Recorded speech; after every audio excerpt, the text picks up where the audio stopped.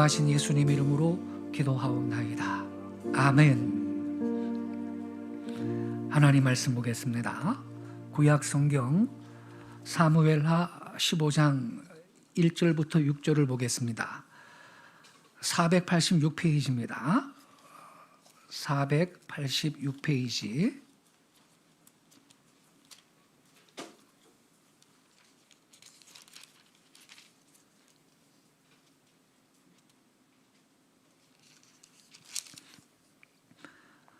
(15장) 1절부터 6절까지 제가 낭독하겠습니다. 그 후에 압살롬이 자기를 위하여 병거와 말들을 준비하고 호위병 50명을 그 앞에 세우니라. 압살롬이 일찍이 일어나 성문 길 곁에 서서 어떤 사람이든지 송사가 있어 왕에게 재판을 청하러 올 때 그 사람을 불러 이르되 너는 어느 성읍 사람이냐 하니 그 사람의 대답이 종은 이스라엘 아무 지파에 속하나이다 하면 압살롬이 그에게 이르기를 보라 내 일이 옳고 바르다마는 내 송사를 들을 사람을 왕께서 세우지 아니하셨다 하고 또 압살롬이 이르기를 내가 이 땅에서 재판관이 되고 누구든지 송사나 재판할 일이 있어 내게로 오는 자에게 내가 정의를 베풀기를 원하노라 하고 사람이 가까이 와서 그에게 절하려 하면 압살롬이 손을 펴서 그 사람을 붙들고 그에게 입을 맞추니 6절은 같이 읽겠습니다. 이스라엘 무리 중에 왕께 재판을 청하러 오는 자들마다 압살롬의 행함이 이와 같아서 이스라엘 사람의 마음을 압살롬이 훔치니라. 아멘. 오늘 아침 함께 읽은 이 본문 말씀을 중심으로 압살롬의 도둑질, 이러한 제목 아래 말씀을 드리겠습니다. 동서고금을 막론하고 도둑질을 용납하는 사회는 없습니다. 지구촌 어느 나라이건 도둑질은 사회적인 범죄로 규정을 합니다. 출애굽기 20장 15절에 보면 10계명의 제8계명이 기록이 되어 있습니다. 8계명이 뭐죠? 도둑질하지 말라입니다. 도둑질하지 말라. 이 8계명은요, 여러분, 단순히 일반적인 절도를 말하는 단계에서 끝나는 게 아닙니다. 물건이나 어떤 소유물뿐만 아니라 사랑까지 망라하는 폭넓은 내용으로 이해해야 하는 것입니다. 먼저는 일반적인 절도 행위를 금하는 명령이지만 사람의 유괴와 인신매매 혹은 어떤 사람의 명예를 의도적으로 실추시키는 행위, 더 나아가 일을 하지 않고 부당하게 소득을 얻는 행위까지 언급하는 그런 내용인 것입니다. 10계명의 제8계명은 소유의 경계선을 분명히 하라는 교훈입니다. 내게 아닌데 자신의 것으로 삼으려는 행위가 도둑질입니다. 8계명은 나의 소유와 이웃의 소유를 분별할 줄 알라는 것입니다. 개혁자 마틴 루터는 이런 말을 했습니다. 이웃의 아내, 이웃의 재산, 이웃의 권리를 거룩하게 대하라 그랬습니다. 그렇습니다. 이웃의 모든 소유를, 심지어 권리까지, 명예도 거룩하게 대해야 하는 것입니다. 타인의 명예를 훼손하는 행위, 실추시키는 행위도 일종의 도둑질입니다. 이 도둑은 어디나 있습니다. 어느 시대나 있습니다. 오늘날 이 시대에 있어서도 제일 큰 문제 중에 하나는 아마도 이 제8계명을 범하는 사람들이 많다는 것입니다. 교도소에 가면 죄수들이 많이 수감이 되어 있죠. 감옥살이하는 죄수들은 대부분 절도와 강도죄입니다. 이렇게 세상에 도둑이 많다는 겁니다. 마틴 루터가 쓴 대요리문답 제8계명의 해설을 보면 이런 글이 있습니다. 우리가 인간의 모든 형편을 살펴보면 그것들은 큰 도둑들로 가득 찬 거대한 소굴에 지나지 않는다. 도둑질은 널리 만연된 큰 죄악이면서도 사람들이 눈곱만큼도 신경 쓰지 않기 때문에 도저히 어찌할 수 없는 지경에 이르렀다. 만일 도둑을 죄다 교수형에 처한다면 이 세상은 순식간에 텅 비게 될 것이고 사형 집행인과 사형대 모두가 태부적일 것이다. 이런 말을 했어요. 루터 당시에 유럽에 얼마나 도둑놈이 많았는지 여러분 알만하죠? 루터는 그의 시대를 마치 대도들로 가득한 거대한 소굴 같다 이렇게 묘사를 했습니다. 얼마나 끔찍한 일입니까? 그럼 지금은요? 지금 유럽이 어때요? 프랑스, 파리, 이탈리아, 로마 이런 데 관광 가는 사람들은요 소매치기가 얼마나 많은지 아십니까? 유럽에? 그거 선진국 아닙니다. 유럽의 모든 대도시들은 이 소매치기가 얼마나 많은지요. 조금만 방심하면 물건 다 뺏어갑니다. 이게 유럽이에요. 지금 현재 유럽이 그런 나라들이에요. 우리는 카페 같은 데 가서 뭐 주문하러 갈 때 식탁에다가 휴대폰 같은 거, 노트북 같은 거 놔두고 가죠. 유럽에서 그러면요, 이건 가져가세요. 이런 뜻이라는 거예요. 다 훔쳐가요. 이게 서양이에요. 루터 때도 그랬고요. 이렇게 세상에 도둑이 많습니다. 도둑은요, 교도소 안에만 많이 있는 게 아니고요. 교도소 밖에 더 많이 있습니다. 도처에 있죠. 도둑질의 종류도 아주 다양합니다.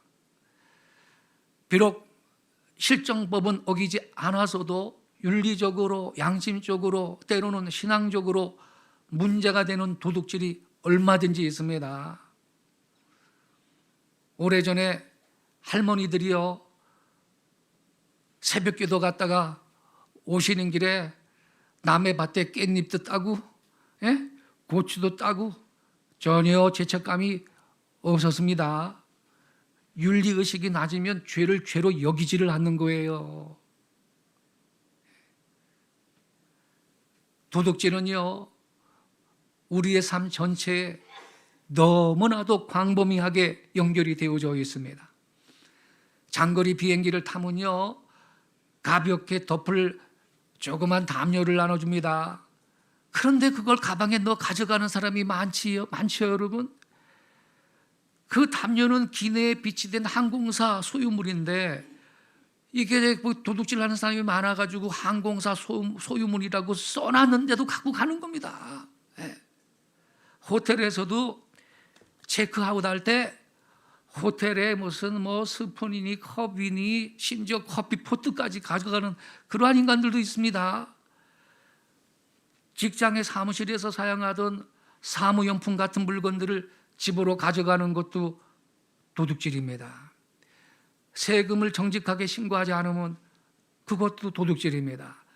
이중장부를 만들거나 분식회계 등이 여기에 해당됩니다. 탈세는 국가의 돈을 훔치는 것이고 남의 물건이나 돈을 빌려 쓰고 되돌려주지 않는 것도 역시 도둑질입니다. 공적인 곳으로 쓰이는 물건인데 잠시 이용하고 본래 그 자리에 갖다 놓지 않고 갖고 가는 것도 도둑입니다. 요즘은 지적 재산권이 아주 엄격하게 다루어지는데 무단 복제다, 불법 다운로드다, 싸다고 영화 해적판을 사거나 주는 것도 도둑입니다. 지적재산권을 보호해야 할 것입니다.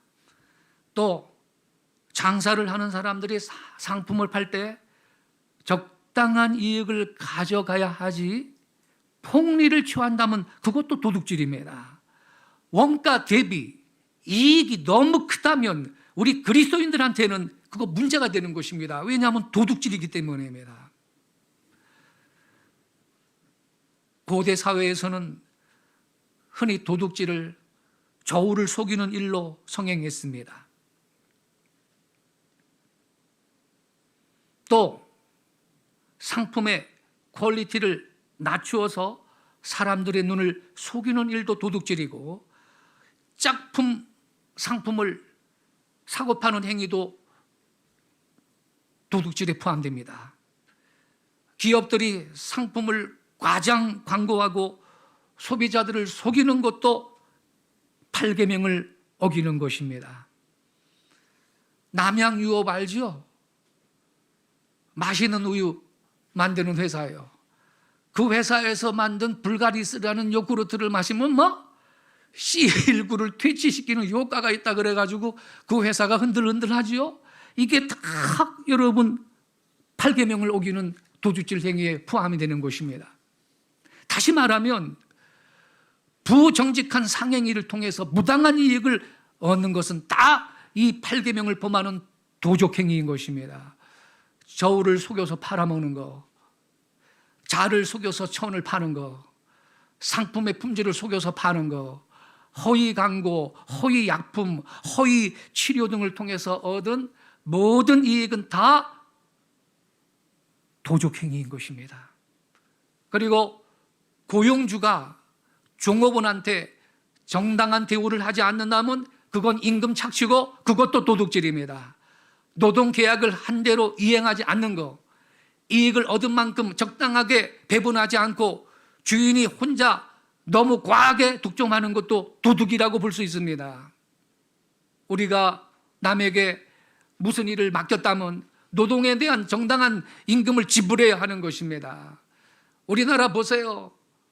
저 가난한 나라들 이주 노동자들이 컨테이너 박스 같은데 그 더위에 겨울엔 추위에 벌벌 떠면서 살면서 노동을 하는데 말이죠. 그거 임금 떼먹는 그런 악덕업주들이, 사장님들이 얼마나 많습니까?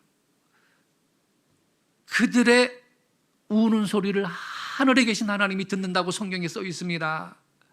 야고보서 5장 4절에 보니까요, 당시에도 그런 사람들이 많이 있었는데 이런 경고의 말씀이 기록되어 있습니다. 보라, 너희 밭에서 추수한 품꾼에게 주지 아니한 삭시 소리 지르며 그 추수한 자의 우는 소리가 만군의 주의 귀에 들렸느니라. 그 우는 소리를 공의로우신 하나님이 듣고 계신다면 그러한 악덕업주가 여러분 복을 받겠어요? 망할 겁니다. 노동의 대가인 임금을 제때 제대로 주지 않는 것도 결국은 도둑질인 것입니다. 반대로 고용이 되어서 임금을 받고 월급 받고 이러면서 지각하거나 근무 시간에 충실하게 일을 하지 않고 때로는 임의로 퇴근하는 거, 근무 시간에 개인적인 일을 하거나 인터넷 서핑하고 채팅하고 업무와 상관없이 문자를 주고받고 남들은 열심히 사무실에 책상에 앉아서 근무하는데 바깥으로 나가서 복도에서 담배 피고 들어오고, 담배를 여러분 한나절 동안 10개 피우는데 어떤 사람은 고쳐 10개 피우는데 말이죠, 담배 피고 들어오는 시간이 약 10분이래요. 그러면 10번을 그렇게 하면 딴 사람만큼 그 시간을 자기는 노동을 안 한 거 아닙니까?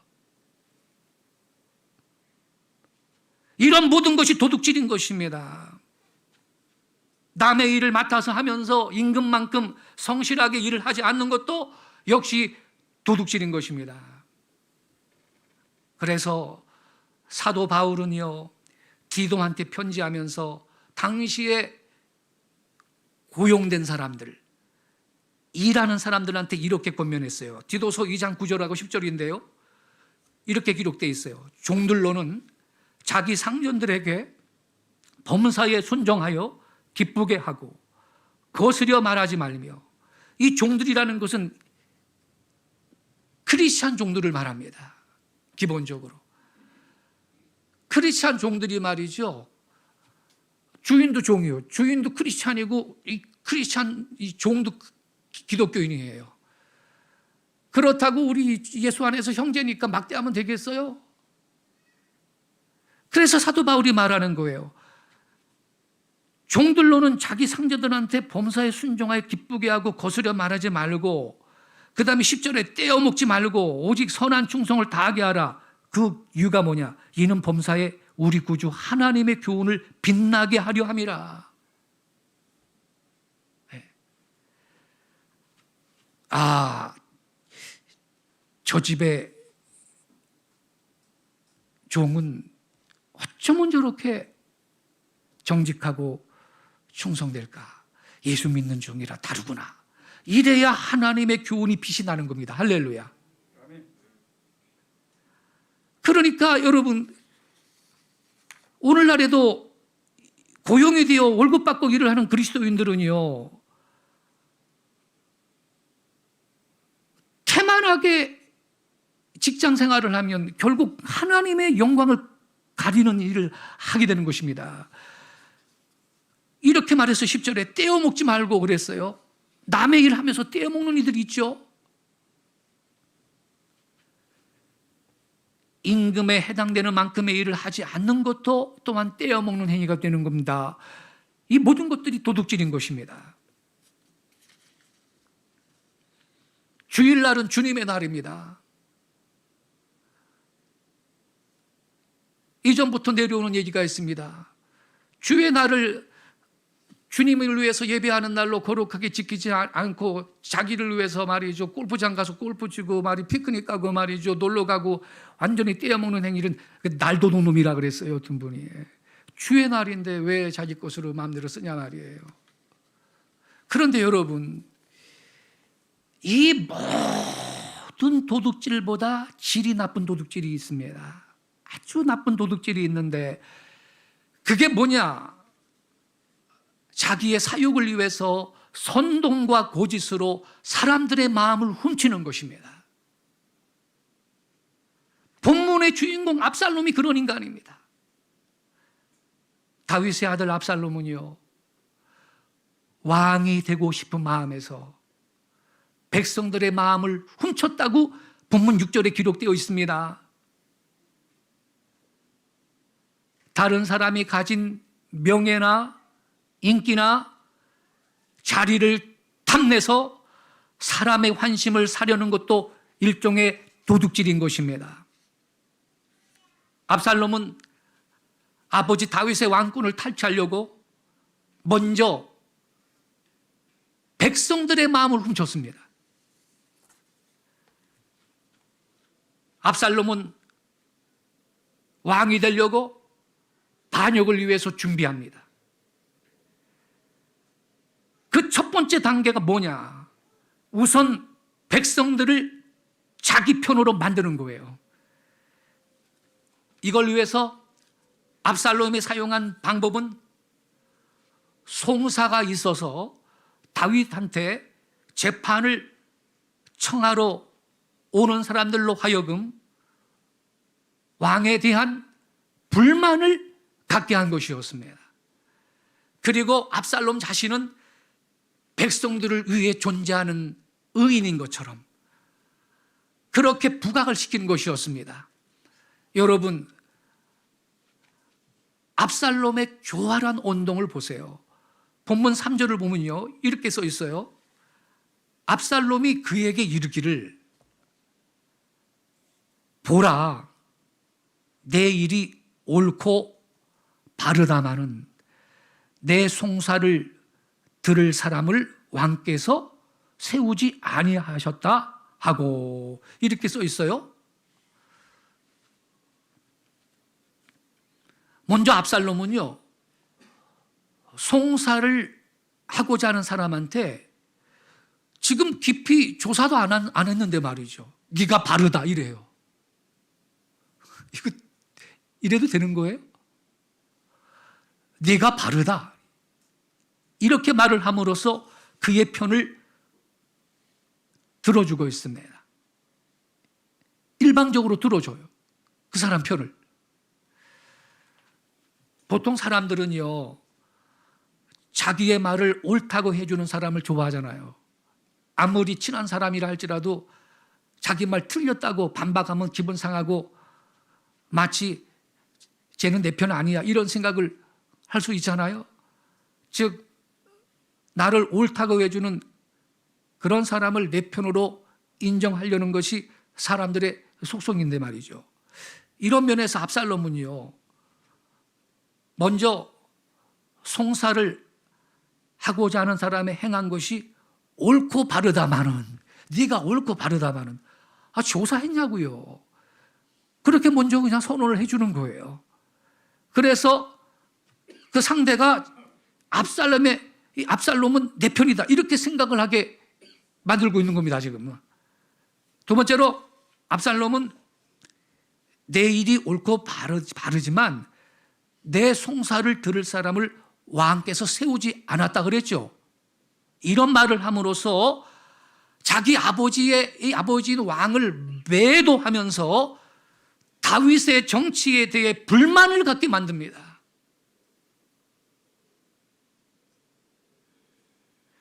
다시 말하면 비록 내가 옳다고 해도 지금의 왕은 너의 옳음을 들어줄 수가 없다. 이런 말로서 다윗에 대해서 불신을 갖게 했던 것입니다. 그리고 압살롬은 4절에 보니까 또 이르기를 내가 이 땅에서 재판관이 되고 누구든지 송사나 재판할 일이 있어 내게로 오는 자에게 내가 뭘 베풀기를 원한다 그래요? 정의를 베풀기를 원하노라. 이런 말로써 압살롬 자기만이 백성들의 편에 서서 모든 송사를 공정하고 바르게 판결해 줄 수 있는 사람으로 그렇게 부각을 시키고 있는 것입니다. 다윗은 매도를 시켜놓고, 또한 압살롬은 백성들 앞에서 지극히 겸손한 자로 행세하기도 했습니다.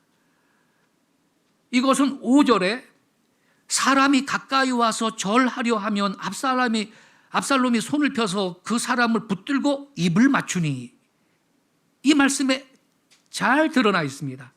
압살롬은 사람들 앞에서 왕자라는 그 권위를 내세우지 않기 위해서 사람들이 절하는 것을 막 만류해요. 막아. 그리고 오히려 키스를 해줘요. 이런 행동으로 백성들로 하여금 압살롬을 신뢰하도록 했던 것입니다. 저 왕자님은 너무너무 소탈하고 겸손하신 분이야. 우리의 절도 안 받으려고 그러시는 분이야.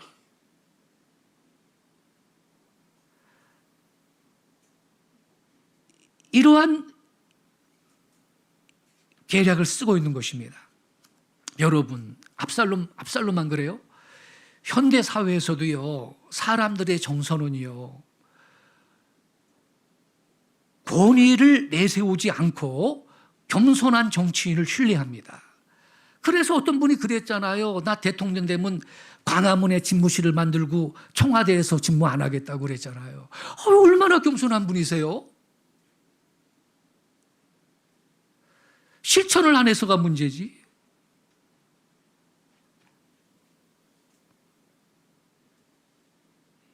여러분, 이 시대에도 압살롬이 많습니다. 사람들이 왕자인데 절을 하려고 그러면 막 만류해요. 오히려 입을 맞춰주고.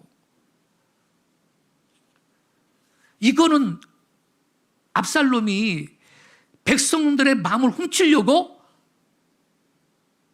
겸손을 가장한 것이었거든요. 연기를 한 거죠. 백성들이 볼 때에는 자신들의 절을 받지 않고 오히려 왕자의 신분으로 자신들의 손을 잡아주고 너는 어디서 왔느냐? 고향이 어디야? 이렇게 또 물어보고 말이죠. 입을 맞춰 환대하는 압살롬이 지극히 겸손한 사람으로 여겨지는 거죠. 이것이 백성들이 압살롬을 신뢰하게 했던 것입니다. 그래서 백성들은 다윗보다는 이런 압살롬이 왕이 되었으면 얼마나 좋을까? 세상이 더 좋은 세상이 될 것 같다. 이러한 생각을 하게 만든 거죠. 그런 기대를 갖도록 술책을 지금 반역을 위해서 준비하고 있는 것입니다. 그래서 본문 6절에 이렇게 써 있습니다. 본문 6절을 다시 보겠습니다. 이스라엘 무리 중에 왕께 재판을 청하러 오는 자들마다 압살롬의 행함이 이와 같아서 이스라엘 사람의 마음을 압살롬이 훔치니라. 마음을 훔쳤대요. 여러분, 마음은요, 얻어야 되는 것이지 훔쳐서는 안 됩니다. 근데 압살롬은 훔쳤어요. 훔치다는 뜻의 히브리어 간합은 도적질하다라는 뜻입니다. 압살롬이 사람들의 마음을 속여서 도적질을 했다라는 건데요. 압살롬은 백성들한테 관심 보이고 왕의 무능을 비판하고 약자들을 동정하고 그들에게 연민과 애정을 보였는데 이 모든 행위가 다 사람들의 마음을 훔치기 위한 기만술책이었던 것입니다. 이런 도둑질은요, 방금 말씀드렸습니다만 그 어떠한 도둑질보다 질이 나쁘고 악한 도둑행위인 것입니다. 하나님은 결코 이러한 자를 용납하시지 않습니다. 반드시 심판하시고 징계하십니다. 압살롬이 여러분 쿠데타에 성공했습니까? 결국 죽었습니다. 실패했습니다. 세상에 3절 보세요. 재판도 하기 전에 말이죠. 내 일이 옳고 바르다. 이렇게 사법적 판단을 내려줬는데 재판도 안 했는데 이거 어떻게 생각하세요? 다 백성들의 마음을 훔치려는 술책이었던 것입니다. 그런데 여러분, 슬프게도 이런 압살롬의 모습이 교회 내에서도 존재한다는 것을 부인할 수 없습니다. 압살롬은 사람들의 마음을 훔쳤어요. 이게 압살롬의 도둑질이에요. 압살롬이 천부적으로 다재다능한 지도자였다라는 사실은 의심의 여지가 없어요. 인물도 준수했다고 성경에 써 있어요. 만약 그가 진실한 사람이었다면, 그의 인격이 달랐더라면 그는 가만히 있어도 다윗을 이어서 탁월한 이스라엘의 왕이 되었을 가능성이 큽니다. 이스라엘의 수많은 사람이 그를 지지하고 다윗한테 반기를 들도록 압살롬이 설득할 수 있었다는 사실에 여러분 주목하세요. 비록 그것이 연기였지만 압살롬은 자신을 지지하는 세력을 모으고 키울 수 있는 능력이 있는 정치가였던 것입니다.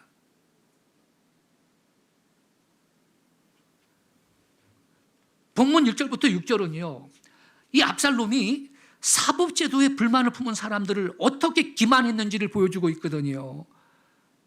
그는 백성들이 호소하는 여러 가지 문제를 신속하고 공정하게 해결해 주겠다는 식으로 민심을 삽니다.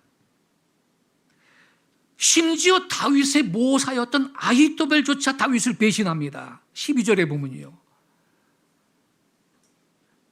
압살롬은 다윗의 충복이었던 아히토벨까지 자기 사람으로 만드는 데 성공했어요. 뛰어난 인물입니다. 이러한 모습만 겉으로 보고 대통령으로 선출하면요, 그 대가는 백성들이 고스란히 지게 될 겁니다. 내년 3월 달에 여러분 주위에서 투표해야 됩니다.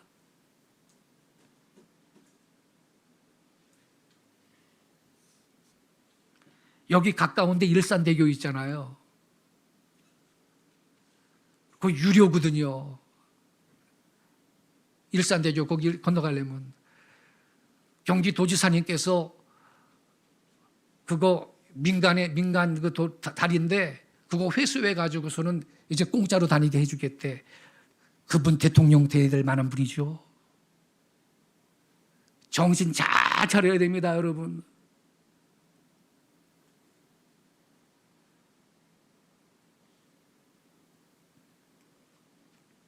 아주 타이밍 적절하게 멋있는 조치를 취했습니다. 어쨌든 이제 저도 가끔 일산 건너가는데 돈 안 내고 가게 생겼습니다. 감사해요, 감사해요. 그분이 감사해요.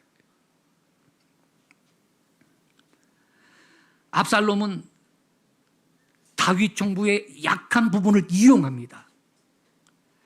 재판이 소홀히 이루어지고 있는 것을 이슈로 삼아서 자신이 이 땅에서 비교적 괜찮은 재판관인 것을 드러내 보입니다. 그는 백성들이 호소하는 여러 가지 문제를 신속하고 공정하게 해결해 주겠다는 식으로 민심을 자꾸 훔치는 것입니다. 성문의 재판 장소로 가는 길목에 딱 서가지고 아침 일찍 가가지고 서가지고 이스라엘의 모든 지파에서 재판을 청하러 오는 사람들한테 접근을 합니다. 그들을 형제처럼 대하면서 고향이 어디세요? 어디에서 오셨어요? 그렇게 친절하게 물어보면서 절을 하려 그러면 그것도 만류하면서 입에 볼에 키스까지 해주면서 자기가 민중과 친근한 지도자라는 것을 과시하고 부각을 시키는 것입니다. 전략이거든요. 이것이 압살롬이 백성들의 마음을 훔치는 비결이었습니다. 여러분, 도둑질도요, 기술이 있어야지 하는 거예요. 소위 절도의 기술, 절도의 기술이라고 하는데 얼마 전에요, 여러분, 이 수도권에서 다세대 주택을 돌면서 사람 외출해가지고 아무도 없는 다세대 주택을 돌면서 금품을 훔친 도둑놈이 잡혔는데 이 사람이 정과 19범이에요. 정과 19범인데 교도소에 5년 동안 있으면서 출입문 따는 기술을 배웠대. 교도소에서. 출입문 따는 기술을 배워서 이제 실습을 한 거예요. 나오자마자 출소 9일 만에 그 배운 도둑질의 기술로 출입문 따는 기술을 활용해서 수도권 다세대 주택 돌아다니면서 억대에 가까운 금품을 훔친 이 도둑놈이 잡혔어요. 여러분, 절도에도 기술이 필요해요. 기술이. 압살롬은 사람들의 마음을 훔쳤어요. 사람들의 마음을 훔치는데도 기술이 필요하다니까. 절도의 기술이 필요해요. 첫 번째가 뭐냐? 오늘 본문을 딱 보니까 그것은 험담입니다. 험담, 다윗을 비방해요. 3절을 다시 봐요. 압살롬이 그에게 이르기를 보라, 내 일이 옳고 바르다마는 내 송사를 들을 사람을 왕께서 세우지 아니하셨다. 왕이 안 세웠다라는 거예요. 뭘 안 세워요? 세웠지. 과장해서 말하는 거죠. 아마 그때 좀 이 재판이 신속하게 이루어지지 않는 그러한 면이 있었을 것 같아요. 그 약점을 막 부각을 시키는 거죠. 이용하는 거예요, 그 약점을. 그러면서 결국 다윗에 대해서 불만을 갖게 만들어요.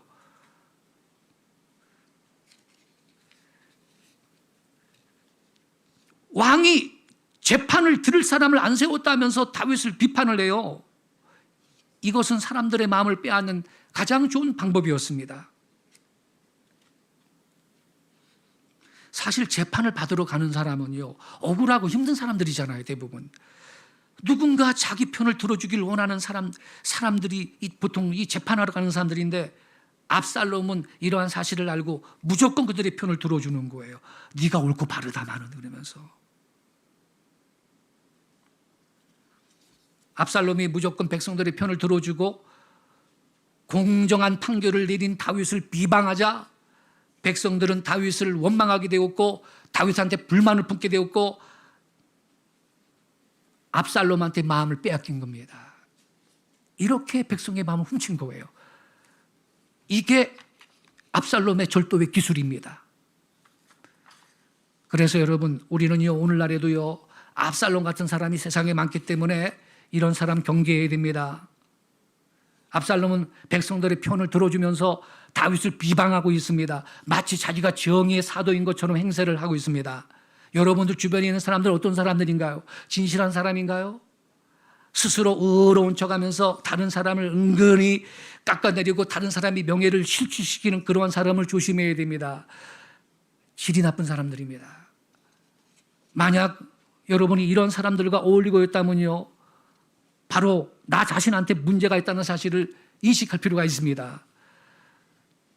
두 번째, 압살롬의 절도의 기술, 과도한 친절이었습니다. 절하려 그러면 절 못하게 하고 키스해주고 그랬다 그랬죠. 아유, 어디서 오셨냐고, 고향이 어디시냐고 물어본다 그랬죠. 생각해 보세요. 백성들이 얼마나 감동했겠어요. 압살롬은 백성들한테 과도한 후의를 베풀어 백성들의 마음을 훔쳤습니다. 이건 철저하게 계산된 거짓된 행동이었거든요. 그는 무려 4년 동안요 매일 아침 일찍 일어나 성문 앞에 나가 백성들의 억울함과 하소연을 이런 식으로 들어주고 있었습니다. 그래서 여러분 거짓 친절에 속지 마세요. 많은 사람들은 자기한테 잘해주는 사람을 좋아해요. 듣기 좋은 말만 해주는 사람 좋아하죠. 그러나 이유 없이 너무 친절하거나 듣기 좋은 소리만 하는 사람은 경계해야 됩니다. 거짓 친절에 속지 말아야 돼요. 압살롬처럼 다른 의도를 갖고 있는 사람이거든요. 사람의 이면을 볼 수 있는 영안이 우리는 있어야 될 것입니다. 근데 정말 슬프게도 이러한 압살롬의 모습이 교회 내부에서도 존재한다는 사실을 부정할 수 없다는 것입니다. 슬프게도 압살롬과 같은 수완을 드러내는 목사들도 보일 때가 적지 않습니다. 자, 여러분. 여기 A라는 목사님이 나라를 위해서 큰 일을 하고 있는 분이 계세요. 여기 B라는 목사님도 나라를 위해 큰 일을 하고 계셔요. 두 분 다 따르는 성도들이 있고 재정적으로 성도들이 후원을 해요. 그런데 이 B라는 목사님이 A라는 목사님과 그의 단체를 유튜브 동영상으로 공개적으로 당신네들은 이게 잘못됐다 이러면 되겠습니까? 어떻게 생각하십니까? 그거 안 되는 겁니다. 제가 그거 보고 가슴이 철렁 내려앉았어요. 이러면 안 되는데. 그 단체 A 단체의 대표한테 가서 개인적으로 말해야지. 제가 보기엔 이 단체가 이러한 것이 좀 문제로 보이는데 이거를 좀 고칠 필요가 있을 것 같습니다. 이래야지. 그걸 유튜브 동영상으로 공개적으로 말을 하는 것은 그 A라는 목사님을 결국 험담하는 거예요. 자기는 의로운 사람으로 상대적으로 부각을 시키면서 결국 그러면 그 A라는 단체의 대표 목사님은 이러한 그 영상을 보신 분들이 불만을 품게 되잖아요. 저분은 저기 잘못된 거야. 저분은 문제가 많어. 그 좋은 게 많은데. 그분한테 좋은 게 많은데. 불만을 품게 되는 거예요. 이 B라는 분이 훌륭한 분이야. 자기가 후원자들도 확보할 수 있잖아요. 그럼 그런 행동으로. 이런 게 바로 마음을 훔치는 행동이에요. 이래서는 안 됩니다. 우리 그리스도인들이, 특히 목회자들이 이렇게 사람의 마음을 훔치는 일을 해서는 안 됩니다. 물론 압살롬 보세요. 아주 포장 잘했죠. 예. 내가 뭐 사기친다 그러면서 뭐 압살롬이 그런 행동을 했습니까? 여러분, 도둑질이라는 것은요, 10계명에 8계명이 도둑질하지 말라. 그것은 뭐 우선적으로는 어떤 물질이 될 수 있지만, 아까 제가 말씀드렸지 않습니까? 그 범위와 내용이 그건 상당히 큰 겁니다. 사람의 생명도 죽여버리면 그 생명 도둑질이고요. 어떤 사람의 명예를 실추시키고 훼손시키면 그것도 도둑질인 거예요.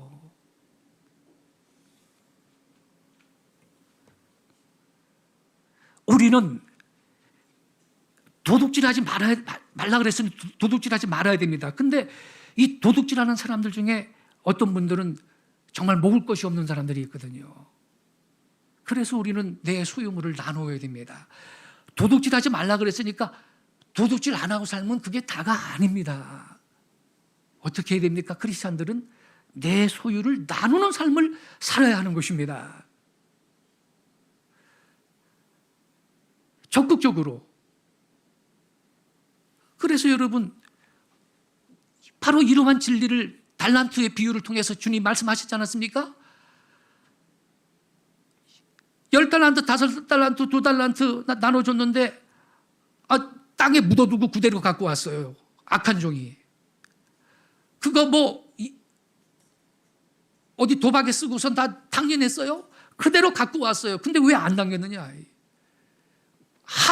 적극적으로 선한 일을 하지 않는 게 그게 하나님 보실 때 그것도 죄거든요. 그래서 도둑질 하지 말라 그랬으니까 난 도둑질 안 했습니다. 이 말하면 됐죠, 주님? 이게 아니라는 거예요. 내 소유를 어려운 이웃을 좀 돌아보면서 나눌 수 있는 삶을 살아야 하나님 앞에 의인이 될 줄로 믿습니다. 하다못해 10,000원이라도 50,000원이라도 나눠야 하는 것입니다. 없는 사람하고. 그리고 무엇보다 우리 그리스도인들은 우리가 가진 재물이, 내가 가진 소유물이 내게 아님을 명심해야 됩니다.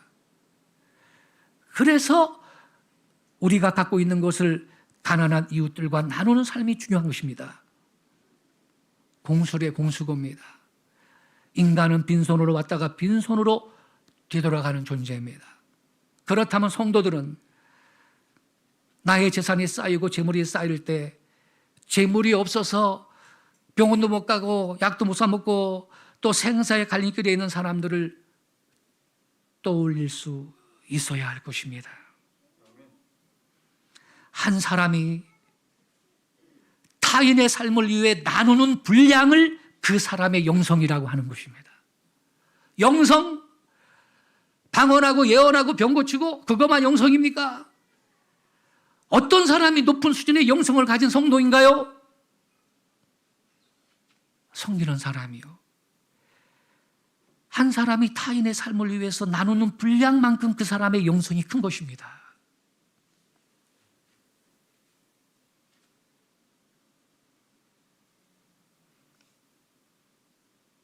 자신의 재물과 소유욕이 넘쳐남에도 불구하고 다른 사람들을 돌보지 않으면 그것이 그 가난한 사람들이 가져야 할 소유를 내가 갖는 것이 되는 것입니다.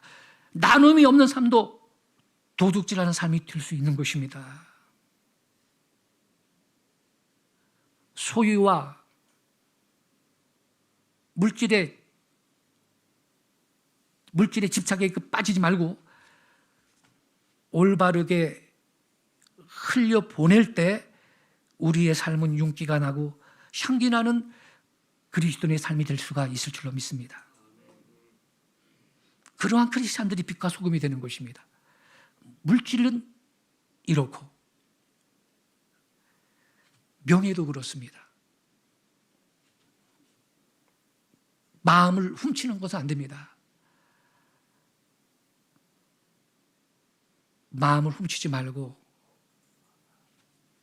그 리더가, 지도자가 대국적인 견지에서 큰일을 하고 있다면 단점을 끄집어내가지고 공개적으로 비방하는 것이 아니라, 그래서 그렇게 해서는 안 되고 마음을 훔치지 말고 더 그 지도자한테 그 성도들이 하나가 되고 연합해서 큰일을 할 수 있도록 격려를 해야지. 그렇잖아요, 여러분. 그러니까 우리는요, 남의 명예도 높여줄 수 있는 사람이 되어야 될 줄로 믿습니다. 타인의 권위와 명예도 지켜주고 높여줄 수 있는 그런 사람, 이런 사람이 참으로 진실한 사람이며 영성이 있는 사람인 것입니다. 나 다른 사람 마음 나는 안 훔쳤는데요. 나는 압살롬 아니거든요. 난 다른 사람 마음 훔친 적이 없습니다. 그거로 충분하지 않다라는 것입니다, 여러분. 우리 그리스도인들은 다른 사람의 이 명예도 높여주고 그분의 권위도 높여주고 잘하실 수 있도록 격려해주는 이러한 단계까지 가야 진실한 사람이고 영성이 있는 성도가 될 줄로 믿습니다. 여러분, 10계명, 8계명에 도둑질하지 말라. 그건 단지 물질만을 의도하는 게 아니었습니다. 마음을 훔치는 것도 도둑질이요. 그것은 가장 높은 차원의 질이 나쁜 도둑질입니다. 우리는 그리스도인들로서 이 말씀을 마음에 붙들고, 주여, 내가 영적인 영역이든 물질적인 영역이든 도둑질하지 않게 해달라고 기도해야 되고 훔치지 않게 해달라고 결정하실 수 있기 바랍니다. 거기에서 그치는 것이 아니라 오히려 나누는 삶을 살 수 있게 해달라고, 그리고 타인의 명예를 더 높여줄 수 있는 그러한 진실한 그리스도인으로 살 수 있는 제가 되게 해달라고 결단하고 기도하실 때 하나님께서는 여러분의 장래에 더 큰 은혜로 채워주실 줄로 믿습니다. 기도하겠습니다. 아버지 하나님,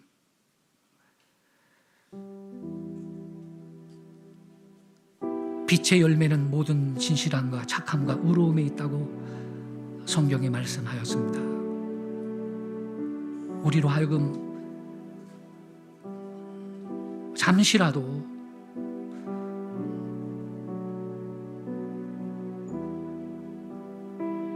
사심에 붙들려 사람들의 마음을 훔치는 일이 없게 하여 주시고, 오히려 사람들의 마음을, 그들이 마음을 격려하고